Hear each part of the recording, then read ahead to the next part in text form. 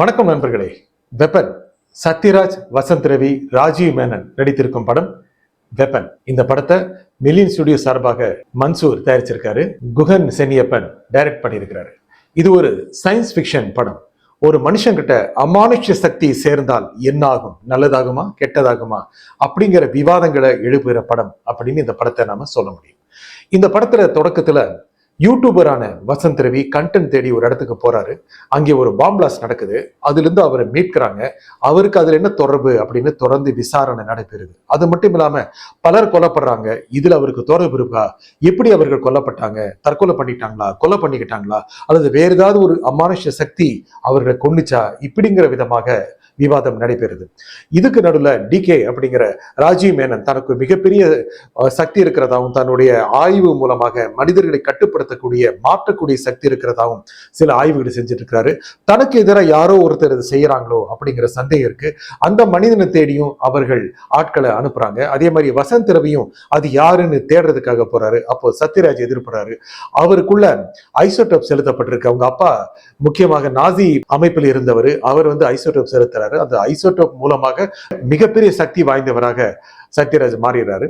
அவருக்கு எதையும் தடுத்து நிறுத்த முடியும். ஒரு கல்லு வந்தா தடுத்து நிறுத்த முடியும், ஒரு குண்டு வந்தா தடுத்து நிறுத்த முடியும். இந்த மாதிரி மகா சக்தி கொண்டவர் அவர். அதை ஆக்கப்பூர்வமா பயன்படுத்தணும் அப்படிங்கிறதுக்காக காட்டுல இருக்காரு. சுற்றுச்சூழலை பாதுகாக்கிற ஒரு சூழ்நிலையில இருக்கிறார். இதுக்கு நடுவுல எதிர்மறை சக்திகள் தொடர்ந்து போராடிட்டு இருக்கு.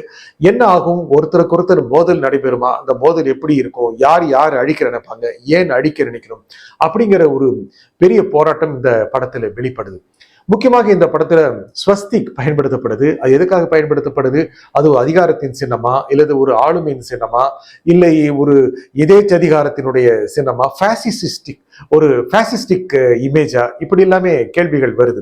எதற்காக பயன்படுத்தப்படுது, யார்கிட்ட இருக்கணும், அது யார்கிட்ட இருக்கோ அவங்களுடைய தன்மை கீழே போயிடுவான், அவங்க பெரிய ஆளுகையை செலுத்துவாங்களா, இப்படி எல்லாமே பல அம்சங்களை இந்த படம் கேள்விக்கு உட்படுத்துது.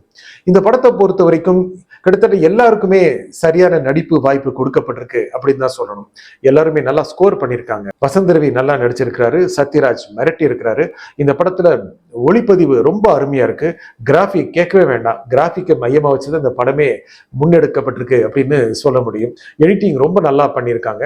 மியூசிக்கும் ரொம்ப நல்லா அந்த டெம்போவை அப்படியே கட்டி காக்குற மாதிரி பண்ணியிருக்காங்க. இந்த படத்தை பொறுத்த வரைக்கும் கதையில ரொம்ப அதிக அளவுக்கு கவனம் செலுத்தியிருக்காங்க. ஆனா திரைக்கதையிலுமே ரொம்ப கவனம் செலுத்தி இருந்தால் ரொம்ப சிறப்பா வந்திருக்கும்னு நிச்சயமா நாம் நினைக்க முடியும். இன்னும் கூட ஆடியன்ஸை உட்கார வச்சிருக்கலாம். ஆடியன்ஸ் இந்த படத்தை பொறுத்த வரைக்கும் ரொம்ப டிஃப்ரெண்டான படம். இது வரைக்கும் வந்த படங்கள்லேயே ரொம்ப மாறுபட்ட படம். ஒரு கிராஃபிக் மூலமாக, அமானுஷ சக்தி மூலமாக ஒரு கதையை சொல்கிற படம் அப்படிதான் ஆடியன்ஸ் பார்ப்பாங்க. அந்த வகையில் இந்த படத்தை தொடர்ந்து பார்க்கணும் அப்படின்னு கூட நினைப்பாங்க. அப்படி பார்க்கும் பொழுது இந்த படம் ஒரு மிகப்பெரிய தாக்கத்தை தமிழ் படச்சூழலை ஏற்படுத்தக்கூடும். இதே மாதிரி படங்கள் நிறைய வருவதற்கான ஒரு தொடக்கமா கூட இது இருக்கும். இதே மாதிரி படங்கள் நிறைய வந்துட்டு இருக்கு. முக்கியமாக அமானுஷ சக்தி கொண்டவர்கள் சொந்தமான படங்கள் எல்லாமே வந்துட்டு இருக்கு. இந்த படம் ஒரு பெரிய ஓப்பனிங்கை கொடுக்கும்னு நினைக்கிறேன். இந்த படத்தை மக்கள் பார்க்கிற பட்சத்துல என்னென்ன விதமான கருத்துக்களை எடுத்துக்க முடியும், எந்த விதமான அம்சங்களை புரிஞ்சுக்க முடியும் அப்படின்னு நம்ம நிச்சயமா இந்த படத்தை பார்க்கறவங்க மூலமாக நம்ம அறிய முடியும். மனிதர்களுக்கு இம்பார்ட்டன்ஸ் கொடுக்குதா, இல்லை மகா சக்திகளுக்கு இம்பார்ட்டன்ஸ் கொடுக்குதா, இல்ல ஆளுமைகளுக்கு இம்பார்ட்டன்ஸ் கொடுக்குதா, மனிதன் எப்படி தன்னை பண்படுத்திக்கணும், யார்கிட்ட அதிகாரம் இருக்கணும், எப்படி அதை கை கொள்ளணும், இப்படிங்கிற அம்சங்கள் எல்லாமே வருது. கிளைமாக்ஸ் படத்துல ரொம்ப ரொம்ப முக்கியமான கிளைமாக்ஸ். அது யாருமே எதிர்பார்க்க முடியாத கிளைமாக்ஸ். அதன் மூலம்தான் வில்லன்கள் அடிக்கப்படுகிறார்களா, யார் அந்த சக்திகளை அடைகிறார்கள், யார் அதை முன்னெடுத்து செல்வார்கள் அப்படிங்கிற அம்சங்கள்லாம் வெளிப்படுது. நல்ல படம் தான், பாருங்க. நன்றி, வணக்கம்.